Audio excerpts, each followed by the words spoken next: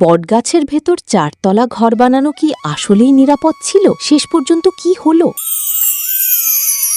কি গো, তুমি তো কিছুক্ষণ আগেই মাঠে গেলে, এখনই ফিরে এলে। আজকে না পেঁপে গাছগুলো লাগানোর কথা ছিল, কাজ কি সব শেষ নাকি রেখে এলে? কি আর বলবো, অসহ্য গরম। মাঠের রোদে কাজ করার মতো অবস্থা ছিল না, মনে হচ্ছিল যেন দমটা বেরিয়ে যাচ্ছে। যা গরম, আমার মনে হয় আজ ঝড় বৃষ্টি হবেই। এই তো আরেক চিন্তা, ঝড় বৃষ্টি হলে তো ঘরের চাল উড়ে যাওয়ার ভয় থাকে। এই দেখো, কথা বলতে বলতেই তো বৃষ্টি শুরু হয়ে গেল। তাড়াতাড়ি ঘরে ওঠো। সকালে যে ছাগলটা মাঠে বেঁধে রেখে এসেছিলাম, তুমি কি নিয়ে এসেছো? ছাগলটাকে একটু আগেই নিয়ে এলাম। বাইরে কি ভীষণ ঝড়, বাতাসে ঘরটা কেমন দুলছে, যে কোনো মুহূর্তেই হয়তো ভেঙে পড়তে পারে। কতবার ভাবি একটু টাকা জমিয়ে একটা নতুন ঘর তুলবো, কিন্তু সংসারের টানাটানিতে আর হয়ে ওঠে না। তোমাকে একটা কথা বলতে চাই, হয়তো পাগলামি মনে হবে। ওই যে শ্যাওলা পুকুরের পাড়ে পুরোনো আমলের বাড়িটার সামনে বট গাছটা আছে না, আমরা যদি ওই বট গাছের ভেতর 4 তলা একটা বাড়ি বানাতে পারি তবে কেমন হয়? তোমার মাথা ঠিক আছে তো? ওইদিকে তো কেউ যায় না। লোকে বলে রাত হলে ওই পুরনো বাড়ি থেকে কান্নার আওয়াজ আসে। ধুর, আমার এসব বিশ্বাস হয় না। তুমি কি নিজে কখনো কানে শুনেছো?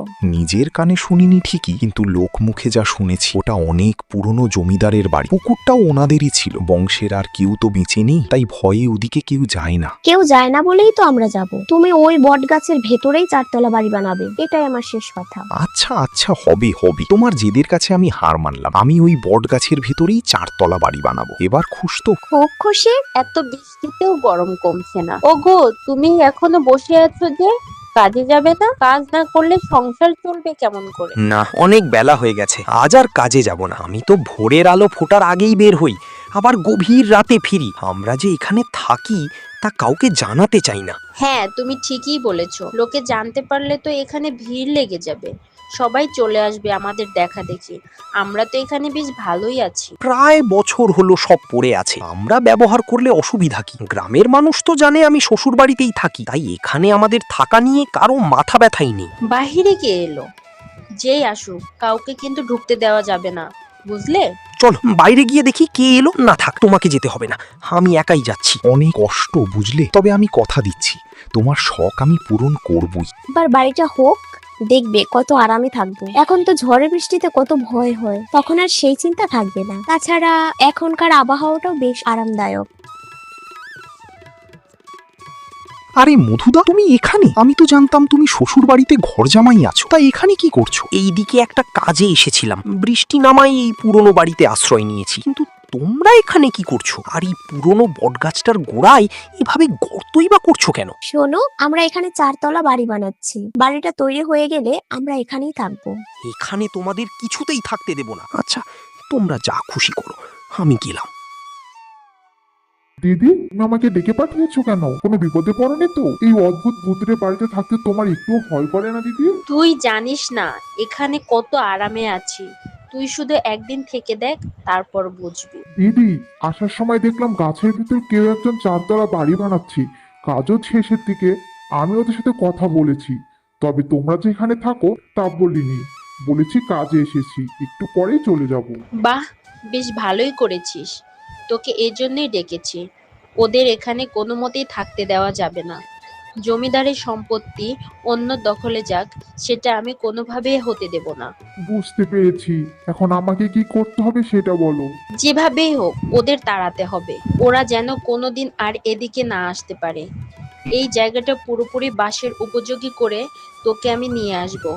তুই হবি এই জমিদারের সম্পত্তির মালিক, তাই যে কারণেই হোক এই গাছটা কেটে ফেলতে হবে। বুঝলাম দিদি, ভয় পাওয়ার কিচ্ছু নেই, আমি তো আছি। জমিদারের এই বাগান আর গাছ সবই আমাদের হবে। তুমি যখন বলেছো, তখন আজ রাতেই গাছ কাটার ব্যবস্থা করছি। তোমাকে খুব খুশি খুশি লাগছে। যাক, তোমাকে খুশি করতে পেরেছি দেখেই আমার খুব আনন্দ হচ্ছে। বলছি শোনো না, গাছের উপরে এই নতুন ঘর বানানো উপলক্ষে গ্রামের সবাইকে একদিন ভোজ দিয়ে খাওয়ালে কেমন হয়? আর এই ভোজ দেওয়ার ইচ্ছে তো আমারও হয়, কিন্তু হাতে তো তেমন টাকা নেই। সবাইকে খাওয়াতে গেলে তো অনেক খরচের ব্যাপার। টাকা যেভাবেই হোক তোমাকে জোগাড় করতেই হবে। আমরা এত শখ করে এই সুন্দর বাড়িটা বানিয়েছি, আর সেটা যদি সবাইকে নাই দেখাতে পারি তবে আমার এই বাড়ি করার আনন্দটাই যে মাটি হয়ে যাবে। মানুষকে দেখানোর কি আছে বলতো? আমরা নিজেদের মতো শান্তিতে থাকি না? ও বাবা গো, দেখো দেখো কি বিশাল একটা সাপ, দেখতে কি ভয়ঙ্কর। তাড়াতাড়ি ঘরের ভেতর চলো। দেখলে তো, যে ভয়টা আমি পাচ্ছিলাম সেটাই হলো। সাপের ভয়ে এখন তো আর ঘর থেকে বেরোতেই পারবো না। এত ভয় পেও না তো, সাপটা ঠিক চলে যাবে। আশেপাশে মানুষের চলাচল শুরু হলে আর এইসব ভয় থাকবে না। দিদি, এত সহজে গাছ কাটা সম্ভব না। মধু দাদা, তুমি একটা করাত নিয়ে এসো তো। কুড়াল দিয়ে এত বড় গাছ কাটা যাবে না। সবাই চলো, পুকুর পাড়ে গিয়ে একটু বিশ্রাম নি, তারপর আবার কাজ শুরু করা যাবে। তোমাদের ভয় করে না? এই জঙ্গলে কি মানুষ থাকে? এত অন্ধকার, আমার গা ছমছম করছে। আমরা এখানে 1 বছর ধরে আছি, কই এমনটা তো কখনো হয়নি। তোমরা বরং এখানে থাকো, আমি কুড়ালটা নিয়ে গাছ কাটার চেষ্টা করি। খুব শান্তিতেই তো ছিলাম, ওই শ্যামের বউ এসে সব শান্তিটা নষ্ট করে দিল। তুমি চিন্তা করো না, ওদেরকে তাড়াবোই। গাছ না কাটতে পারলেও ভূতের ভয় দেখিয়ে তাড়াবো। কদিনের মধ্যেই দেখবো ওরা পালিয়ে যাবে। এইভাবে হবে না, অন্য কিছু ভাবতে হবে। এখন প্রায় মধ্যরাত, চলো ঘরে গিয়ে ঘুমাই। আচ্ছা চলো। গাছটা কেউ কাটার চেষ্টা করেছে। কত বছরের এই পুরনো গাছ, আগে তো কেউ কাটেনি। মিমি, নিচে নেমে এসো তো। কি হয়েছে? আমাকে নিচে নামতে বলছো কেন? তুমি কি সাপ দেখেছো? সাপ থাকলে আমি কিছুতেই নিচে নামবো না। আরে না, সাপ নয়, তুমি আগে নিচে এসো, তারপর সব বলছি। এ কি কাণ্ড! কে আমাদের সর্বনাশ করতে চায়? নিশ্চয় গ্রামেরই কেউ। আমাদের সুখ সহ্য করতে পারছে না। ওদের ভোজ খাওয়ানোর দরকার নেই। যারা ক্ষতি চায় তাদের খাওয়াবো কেন? আমার মনে হচ্ছে এই পুরনো বাড়িতে কেউ থাকে। চলো তো একবার ভেতরটা ঘুরে দেখি। নাক ডাকার শব্দ। ওই দেখো, মধুদা এই ঘরেই ঘুমাচ্ছে। এখানে সবকিছু আছে, মনে হয় অনেক আগে থেকেই ওরা এখানে থাকে। তাহলে মধুদা শ্বশুর বাড়ি থাকে না? সবাই কি এতদিন মিথ্যা বলেছে? হ্যাঁ, মনে পড়ছে, ঘর তৈরির প্রথম দিনই মধুদার সাথে দেখা হয়েছিল। বলেছিল কোনো কাজে এদিকে এসেছে। আমার সব স্পষ্ট মনে আছে। তোরা তোরা এখানে কি করছিস? এইভাবে উকি মেরে দেখা তো ঠিক নয়। তোমরা তাহলে এখানে আছো? ভালোই তো, জমিদার বাড়ি দখল করে আছো। আমরা একা দখল করেছি না, তোরাও তো বটগাছের ভেতরে 4 তলা ঘর বানিয়ে আছিস। মিমি, চলো এখান থেকে। এখানে থাকলে তুমি ঝগড়া করবে। কি রে, শুনলাম তোরা নাকি জমিদার বাড়ির বট গাছে 4 তলা বাড়ি বানিয়েছিস? ঠিকই শুনেছো পিসি, তবে আমরা একা থাকি না, পুরনো বাড়িতে মধুদাদারাও থাকে। মধু তাহলে মিথ্যে কথা বলেছে সবাইকে। তোরা যখন ওখানে আছিস আমিও যাব। অনেক ঘর আছে, একটাতে আমি থাকবো। ঝড় বৃষ্টিতে আমার কুড়ে ঘরটা কখন যেন উড়ে যায়। পিসি, তুমি বরং আমার বাড়িতেই চলো। আমি 4 তলার ব্যবস্থা করেছি, তোমার থাকতে কোনো অসুবিধা হবে না। আমার আবার দালানে থাকার খুব শখ। সারা জীবন তো দালান কপালে জোটেনি। এই বয়সে যদি একটু দালানে থাকতে পারি তাহলে শান্তিতে চোখ বুঝতে পারবো। ঠিক আছে পিসি, তোমার ইচ্ছে নিশ্চয়ই পূরণ হবে। তবে একটা কথা জিজ্ঞেস করব, কিছু মনে করবে না তো? কি আবার মনে করব? তুই নিঃসংকোচে জিজ্ঞেস করতে পারিস। পিসি, তোমার কি কখনো সংসার করা হলো না? জন্ম থেকে তোমাকে একা দেখছি, কিন্তু কোনোদিন সাহস করে কিছু জিজ্ঞেস করি। আমার বিয়ে হয়েছিল, কিন্তু বিয়ের কয়েক মাস পরেই ও হঠাৎ অসুস্থ হয়ে মারা যায়। তারপর থেকে আর কোনোদিন বিয়ে করিনি। শুনে খুব খারাপ লাগলো পিসি। আচ্ছা, আমি এবার আসি। যা, শেষমেশ এই বয়সে এসে দালানে থাকার সৌভাগ্য হলো। যতদিন বেঁচে আছি এখানেই থাকবো। পিসি, তুমি এখানে কেন? বাড়িটা এখন আমাদের। অনুমতি ছাড়া এখানে আসার সাহস কি করে হলো তোমার? এক্ষুনি বেরিয়ে যাও, নইলে ঘাট ধরে বের করে দেব। এটা কারো ব্যক্তিগত বাড়ি নয়। অনেক বছর আগে এখানে জমিদার বিক্রম তার পরিবার নিয়ে থাকতেন। সন্তান না থাকায় জমিদার আত্মহত্যা করে। সেই থেকে এই বাড়ি জনশূন্য। মানুষ ভয়ে এদিকে আসেই না। তোমার ইতিহাস শোনার সময় নেই এখন আমার। নিজের ভালো চাইলে এক্ষুনি এই বাড়ি থেকে বেরিয়ে যাও। আমি যাব না। দেখি তোরা কি করতে পারিস। এই বাড়িতে থাকার অধিকার এই গ্রামের সবার আছে। তুমি যদি এখান থেকে না যাও, তাহলে তোমার যে চায়ের দোকানটা আছে না, সেটা কিন্তু ভেঙে মাটির সাথে মিশিয়ে দেব। না রে মা, অমন সর্বনাশ করিস না। দোকানটা ভেঙে দিলে যে আমি না খেয়ে মারা যাব। আমি আমি এক্ষুনি চলে যাচ্ছি।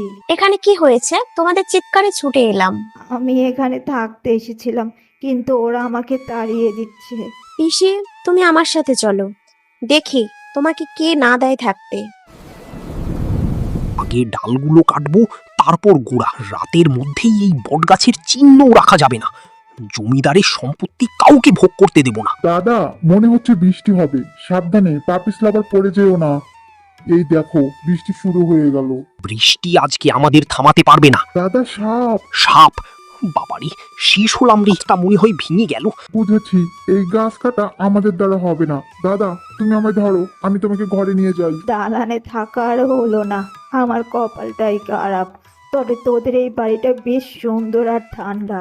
এই জন্যই তো এখানে বাড়ি করেছি, ঝড় বৃষ্টিতে ভাঙার ভয় নেই, আবার গরমেও আরাম। তুই ঠিকই বলেছিস, আমাকে আবার তাড়াতাড়ি খেয়ে দোকানে যেতে হবে। ওই দোকানটাই তো আমার সব, যা রোজগার হয় তাতে আমার সংসার চলে যায়। এই বয়সেও তুমি রোজগার করো? সবাই যদি তোমার মতো হতো তবে সংসারে অভাব থাকতো না। ছেলেদের পাশাপাশি মেয়েদেরও আয় রোজগার করা উচিত। কথা তো ঠিকই বলেছিস, কিন্তু আমার আর কেউ নেই বলেই তো বাধ্য হয়ে দোকানটা চালাতে হয়। একটা বিশাল কাণ্ড ঘটেছে। কাল রাতে মধু বটগাছ কাটতে গিয়ে পড়ে গেছে, কোমরের হাড় ভেঙে গেছে। বেশ হয়েছে, তুমি জানলে কেমন করে? একটু আগে বৌদির সাথে দেখা হয়েছিল, উনি আমাকে বলল। যেমন লোক ওদের তেমনই শাস্তি হয়েছে। এমন করে বলতে হয় না, কারোর বিপদে কখনো খুশি হতে নেই। ওরা তোমার সাথে এত খারাপ ব্যবহার করার পরেও তুমি এই কথা বলতে পারলে? আমিও যদি ওদের মতোই ব্যবহার করি তাহলে ওদের সাথে আমার পার্থক্য থাকলো কোথায়? হয়েছে, এবার তোমরা চলো। তোমরা এসেছো, দেখো কি বিপদে পড়ে আমরা গেছি। আমি একটা গাছের ওষুধ দিব, সেই ওষুধ খেলে কয়দিনের মধ্যেই ওর মাজা ব্যথা কমে যাবে, ও সুস্থ হয়ে উঠবে। তোমার সাথে এত খারাপ ব্যবহার করার পরও তুমি ওষুধ দেবে? পিসি, তুমি অনেক ভালো মানুষ, তুমি আমাদের মাফ করে দাও। যমুনা পিসি, তুমি আজকে থেকে এই জমিদার বাড়িতে থাকবে। এই বাড়িতে থাকার অধিকার সবার আছে। ঠিক আছে, আমি আজকে থেকেই থাকবো। বলুন তো দেখি, যমুনা পিসির কিসের দোকান? সঠিক উত্তর কমেন্ট করে জানাবেন। আর পরবর্তী গল্প দেখার জন্য আমাদের চ্যানেলটা সাবস্ক্রাইব করতে ভুলবেন না। সবাই ভালো থাকবেন, সুস্থ থাকবেন, ধন্যবাদ।